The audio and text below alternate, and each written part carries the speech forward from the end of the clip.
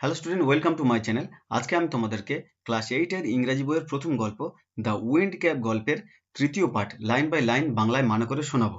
যারা প্রথম এবং দ্বিতীয় পার্টটি দেখোনি তারা এই ভিডিওর ডেসক্রিপশন বক্সে দেওয়া লিঙ্ক থেকে প্রথম এবং দ্বিতীয় পার্টটি দেখে নেবে, যাতে তোমাদের গল্পটি পড়তে এবং বুঝতে সুবিধা হয়। চলো তাহলে তৃতীয় পার্টটি শুরু করা যাক। Oh let me go ashore just for one day. ও হো, লেট মি গো অ্যাশোর, আমাকে সমুদ্রের তীরে যেতে দাও। অ্যাশোর কথার অর্থ হচ্ছে সমুদ্রের তীরে। জাস্ট ফর ওয়ান ডে, শুধুমাত্র একদিনের জন্যে। ফর হলো একটা প্রিপোজিশন যেটা জন্য বোঝাতে ব্যবহার করা হয়। ফর ওয়ান ডে, একদিনের জন্যে। হি বেগড দ্য ক্যাপ্টেন, সে ক্যাপ্টেনের কাছে অনুরোধ জানিয়েছিল। When they had sighted the land, যখন তারা স্থলভাগের পাশ দিয়ে যেত বা স্থলভাগকে দেখতে পেত। He promised he would return but the captain was unmoved. He promised, সে প্রতিশ্রুতি দিয়েছিল। প্রমিসড কথার অর্থ হচ্ছে প্রতিশ্রুতি দেয়া। হি উড রিটার্ন, সে ফিরে আসবে। বাট কিন্তু the captain was unmoved, captain অনড় ছিল। আনমুভড কথার অর্থ হচ্ছে অনড়। হাউ এভার, যাই হোক, John could not stop dreaming of the land. However, যাই হোক, John could not stop, John থামাতে পারছিল না, ড্রিমিং স্বপ্ন দেখা, অফ দ্য ল্যান্ড স্থলভাগের। তাহলে জন স্থলভাগের স্বপ্ন দেখা বন্ধ করতে পারছিল না। অফ হলো একটা প্রিপোজিশন যেটা এর বোঝাতে ব্যবহার করা হয়। অফ দ্য ল্যান্ড মানে হচ্ছে স্থলভাগের। ওয়ান কোয়াইট আফটারনুন, একদিন শান্ত বিকেলবেলা। কোয়াইট কথার অর্থ হচ্ছে শান্ত, আর আফটারনুন কথার অর্থ হচ্ছে বিকেলবেলা। হি ফার্স্ট অ্যাসলিপ, সে গভীর ঘুমে আচ্ছন্ন হয়ে পড়েছিল। ফার্স্ট অ্যাসলিপ কথার অর্থ হচ্ছে গভীর ঘুমে আচ্ছন্ন হওয়া। And fail to dreaming again, এবং আবার স্বপ্ন দেখতে শুরু করেছিল। ড্রিমিং কথার অর্থ হচ্ছে স্বপ্ন দেখা, আর এগেন কথার অর্থ হচ্ছে আবার। আননোন টু হিম, তার অজান্তে। আননোন কথার অর্থ হচ্ছে অজান্তে, টু হিম তার। টুটা হলো একটা প্রিপোজিশন যেটা তে বা প্রতি বোঝাতে ব্যবহার করা হয়। The ship stood offshore from his old farm. The ship stood, জাহাজটি দাঁড়িয়েছিল। স্ট্যান্ডের পাস্ট পার্টিসিপেল ফর্ম হচ্ছে স্টুড। অফশোর মানে স্থলভাগ থেকে কিছুটা দূরে। অফশোর কথার অর্থ হচ্ছে স্থলভাগ থেকে কিছুটা দূরে। ফ্রম হিজ ওল্ড ফার্ম, তার পুরানো খামার বাড়ি। অর্থাৎ জাহাজটি তার পুরানো খামার বাড়ি থেকে একটু দূরে দাঁড়িয়েছিল। ফ্রম হলো একটা প্রিপোজিশন যেটা থেকে বোঝাতে ব্যবহার করা হয়। ইন জনস ড্রিম, জনের স্বপ্নের মধ্যে। ইন হলো একটা প্রিপোজিশন যেটা মধ্যে বোঝাতে ব্যবহার করা হয়। দ্য সিজনস টার্নড র্যাপিডলি, ঋতুগুলি দ্রুত পরিবর্তন হচ্ছিল। র্যাপিডলি কথার অর্থ হচ্ছে দ্রুত। অ্যান্ড অ্যাজ ইচ টার্ন, প্রত্যেকটা পরিবর্তনে। So did John in his bed, বিছানায়তে জন তাই করছিল। অর্থাৎ যখন একবার করে ঋতু পরিবর্তন হয়, জন বিছানায় এক পাশ ফেরে। আবার যখন ঋতু পরিবর্তন হয়, জন তখন আরো এক পাশ ফেরে। তার মানে ঋতু পরিবর্তনের সাথে সাথে জন বিছানায় এপাশ ওপাশ ফিরছিল। ইন হলো একটা প্রিপোজিশন যেটা মধ্যে বোঝাতে ব্যবহার করা হয়। ইন হিজ বেড, বিছানার মধ্যে। Consequently the cap on his head twisted round and about. Consequently ফলস্বরূপ, the cap on his head, তার মাথার টুপিটা, টুয়েস্টেড রাউন্ড অ্যাবাউট, চারিদিকে পাক খাচ্ছিল বা ঘুরছিল। অন হলো একটা প্রিপোজিশন যেটা কোনো কিছুর উপরে বোঝাতে ব্যবহার করা হয়। অন হিজ হেড, তার মাথার উপরে। It called up a squall from the clear sky. It called up, এটা ডেকেছিল। কল্ড আপ হলো একটা ফ্রেজাল ভার্ব যার অর্থ হচ্ছে ডাকা। স্কোয়াল একটা ঝোড়ো বাতাস। কল কথার অর্থ হচ্ছে ঝোড়ো বাতাস। ফ্রম দ্য ক্লিয়ার স্কাই, পরিষ্কার আকাশ থেকে। ফ্রম হলো একটা প্রিপোজিশন যেটা থেকে বোঝাতে ব্যবহার করা হয়।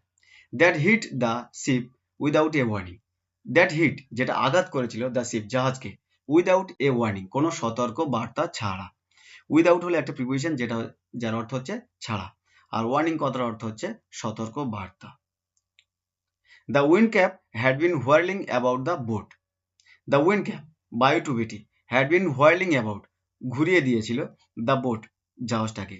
তার মানে উইন্ড ক্যাপটি জাহাজটাকে ঘুরিয়ে দিয়েছিল। টিয়ারিং দ্য সেলস, পালগুলোকে ছিঁড়ে দিয়েছিল। টিয়ারিং কথার অর্থ হচ্ছে ছিঁড়ে দেওয়া। সেলস কথার অর্থ হচ্ছে পাল। অ্যান্ড স্ন্যাপিং দ্য স্পার্স, এবং জাহাজের মাস্তুলগুলিকে ভেঙে দিয়েছিল। স্ন্যাপিং কথার অর্থ হচ্ছে ভেঙে দেওয়া, আর স্পার্স কথার অর্থ হচ্ছে মাস্তুল। মানে জাহাজের উপরে যে লম্বা লম্বা কাঠের দণ্ডগুলো থাকে সেগুলোর কথা বলা হয়েছে, স্পার্স। ইটস হিজ ফল্ট, এটা ওর ভুল। দ্য সেলার ক্রাইড, সেলার চিৎকার করে বলেছিল, বা নাবিকটি চিৎকার করে বলেছিল। সাউটেড ইন অ্যাঙ্গার, তারা রাগে চিৎকার করতে শুরু করেছিল।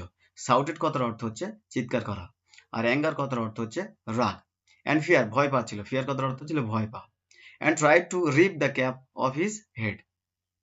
অ্যান্ড ট্রাইড, চেষ্টা করেছিল, টু রিপ দ্য ক্যাপ, তার মাথা থেকে টুপিটাকে খুলে নিতে। টু রিপটা হলো একটা ফ্রেজাল ভার্ব যার অর্থ হচ্ছে খুলে নেওয়া। দ্য ক্যাপ, টুপিটাকে, অফ হিজ হেড, তার মাথা থেকে। ও ডবল এফ, অফ হলো একটা প্রিপোজিশন যেটা কোনো কিছু থেকে আলাদা হওয়া বোঝাতে ব্যবহার করা হয়। এই অফ নিয়ে আমি একটা ভিডিও আগে থেকে করে রেখেছি, তোমরা পারলে ওখান থেকে ভিডিওটা দেখে নিও, ওর লিঙ্কটা আমি এই ভিডিও ডেসক্রিপশনে দিয়ে দেবো। ওয়েল দে ওয়ার আনসাকসেসফুল, যাই হোক তারা ব্যর্থ হয়েছিল। আনসাকসেসফুল কথার অর্থ হচ্ছে ব্যর্থ হওয়া। For it was A fairy cap, কারণ এটা ছিল একটা পরীর টুপি। ফর হলো একটা প্রিপোজিশন, এখানে কারণ বোঝাতে ব্যবহার করা হয়েছে। দে পুলড ইট অ্যান্ড টুইস্টেড ইট, তারা এটাকে টেনেছিল এবং মুচড়ে দিয়েছিল। পুল কথার অর্থ হচ্ছে টানা, আর টুইস্টেড কথার অর্থ হচ্ছে মুচড়ে দেওয়া। তারা এটাকে টেনেছিল এবং মুচড়ে দিয়েছিল। And so the স্কোয়াল become a Sturm, and so এবং তাই দ্য স্কোয়াল ঝোড়ো বাতাস বিকাম এ স্টর্ম একটা ঝড়ে পরিণত হয়েছিল। তাহলে এখানে স্কোয়াল আর স্টর্মের মধ্যে পার্থক্যটা কি? স্কোয়ালটা হলো একটা ঝোড়ো হাওয়া, যেটা দীর্ঘস্থায়ী নয়, এটা ক্ষণস্থায়ী। এবং স্টর্মটা হলো একটা দীর্ঘস্থায়ী ঝোড়ো হাওয়া, এটা যখন হবে তখন বজ্রবিদ্যুৎ সহ বৃষ্টিপাত হবে।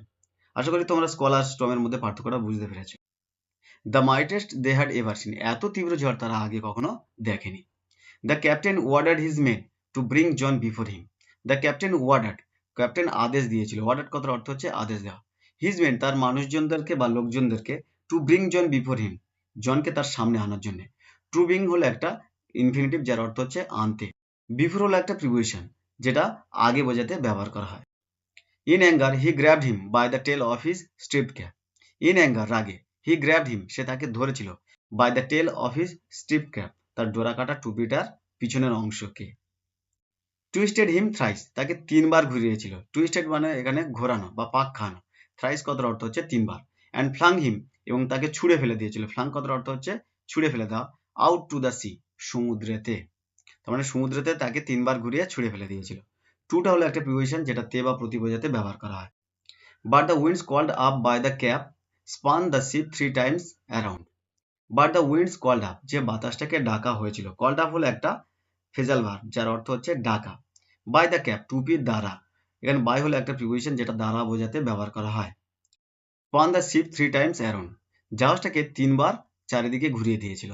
স্পান কথার অর্থ হচ্ছে ঘোরানো। As John went under the waves, যখন জন ঢেউয়ের নিচে চলে গেছিল। এখানে ওয়েভস কথার অর্থ হচ্ছে ঢেউ, আর আন্ডার হলো একটা প্রিপোজিশন যার অর্থ হচ্ছে নিচে। The cap came off his head, টুপিটি তার মাথা থেকে খুলে গিয়েছিল। এখানে ও ডবল এফ অফ প্রিপোজিশনটি ব্যবহার করা হয় আলাদা হওয়া, কোনো কিছু থেকে আলাদা হওয়া বোঝাতে। শুন শীঘ্র, দ্য স্টর্ম স্টপ, ঝড়টি থেমে গিয়েছিল। স্টপ এর অর্থ হচ্ছে থেমে যাওয়া। অ্যান্ড জন সোয়াম অ্যাসর, এবং জন সাঁতার কেটে তীরে চলে গেছিল। অ্যাসর কথার অর্থ হচ্ছে সমুদ্রের তীর, আর সোয়াম কথার অর্থ হচ্ছে সাঁতার কাটা। দ্য ক্যাপ ফলোড হিম, টুপিটি তাকে অনুসরণ করেছিল। ফলোড কথার অর্থ হচ্ছে অনুসরণ করা। When he got to the land, যখন সে স্থলভাগে পৌঁছেছিল। টুটা হলো একটা প্রিপোজিশন যেটা হচ্ছে তে বা প্রতি বোঝাতে ব্যবহার করা। টু দ্য ল্যান্ড স্থলভাগে তে। জন পিকড আপ, জন তুলে নিয়েছিল। পিকড আপ হলো একটা ফ্রেজাল ভার্ব যার অর্থ হচ্ছে তুলে নেওয়া। দ্য ক্যাপ টুপিটাকে, অ্যান্ড র্যান হোম এবং দৌড়ে বাড়ি গিয়েছিল, টু হিজ মাদার তার মায়ের কাছে, অ্যান্ড ফার্ম তার খামার বাড়িতে। টুটা হলো একটা প্রিপোজিশন যেটা হচ্ছে তে বা প্রতি বোঝাতে ব্যবহার করা হয়। এগেইন ইন উইন্টার, আবার শীত পড়লো। হোয়েন দ্য স্নো লে হেভি অন দ্য ফিল্ডস, যখন মাঠের উপরে প্রচুর বরফ পড়েছিল। হেভি কথার অর্থ হচ্ছে ভারী। অন দ্য ফিল্ড মানে হচ্ছে মাঠের উপরে। অন হলো একটা প্রিপোজিশন যেটা কোনো কিছুর উপরে বোঝাতে ব্যবহার করা হয়। He began to dream of the sea, সে আবার সমুদ্র নিয়ে স্বপ্ন দেখতে শুরু করেছিল। টুটা হলো একটা প্রিপোজিশন যেটা তে বা প্রতি বোঝাতে ব্যবহার করা হয়।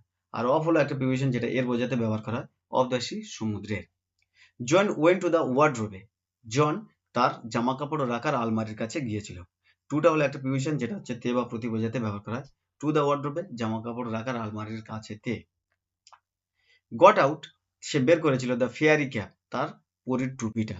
অ্যান্ড স্টিয়ার্ড অ্যাট ইট ইয়ার দিকে এক দৃষ্টিতে তাকিয়েছিল। ফর এ লং মোমেন্ট দীর্ঘ সময় ধরে। ফর হলো একটা প্রিপোজিশন যেটা হচ্ছে জন্য বোঝাতে ব্যবহার করা। ফর এ লং মোমেন্ট দীর্ঘ সময়ের জন্য। Talking it in his shirt ভাঁজ করে তার জামার পকেটে নিয়েছিল। টাকিং কথার অর্থ হচ্ছে ভাঁজ করা। ইন হলো একটা প্রিপোজিশন যেটা কোনো কিছুর মধ্যে বোঝাতে ব্যবহার করা হয়। He ran out to the field সে দৌড়ে মাঠের দিকে গিয়েছিল। এখানে টুটা হলো একটা প্রিপোজিশন যেটা দিকে বোঝাতে ব্যবহার করা হয়। হি প্লেসড সে রেখেছিল দ্য উইন্ড ক্যাপ বায়ু টুপিটি, সে বায়ু টুপিটিকে রেখেছিল আন্ডার স্টোনে একটা পাথরের নিচে। আন্ডার হলো একটা প্রিপোজিশন যেটা কোনো কিছু নিচে বোঝাতে ব্যবহার করা হয়।